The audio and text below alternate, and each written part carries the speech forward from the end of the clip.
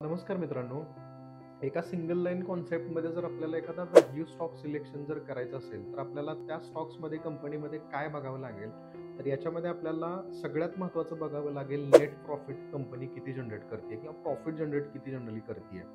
तर until unless एखादी company profit generate नाही करणार आहे, तो बिझनेस प्रॉफिट जनरेट नाही करणार आहे, तोपर्यंत त्या कंपनीच्या स्टॉकची डिमांड मार्केटमध्ये येणार नाही आणि अल्टिमेटली तो स्टॉक वरती नाही जाऊ शकणार आहे. डिमांड आणि सप्लायचा एक नियम असा असतो मित्रांनो, की डिमांड जर त्या स्टॉकची जर वाढली तर स्टॉकची प्राइस वर जाणार आहे. सप्लाय जर वाढला, डिमांड जर कमी जर झाली, तर या केसमध्ये स्टॉकची प्राइस खाली येणार आहे.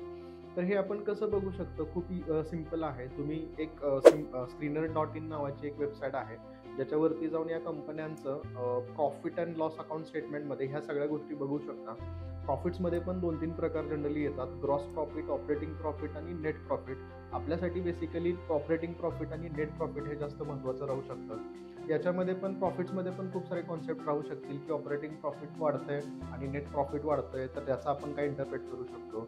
ऑपरेटिंग प्रॉफिट जर वाढतंय आणि नेट प्रॉफिट जर वाढत नाहीये, तर त्याचं काय इंटरप्रेट करायचं आहे. किंवा याच्यासोबत ऑपरेटिंग प्रॉफिट तर कमी होतंय, पण नेट प्रॉफिट वाढतोय. अशा डिफरंट टाईपचे कॉन्सेप्ट जर तुम्हाला इन डिटेलमध्ये जर शिकायचे असेल, तर नक्की DM करा मित्रांनो. थँक्यू.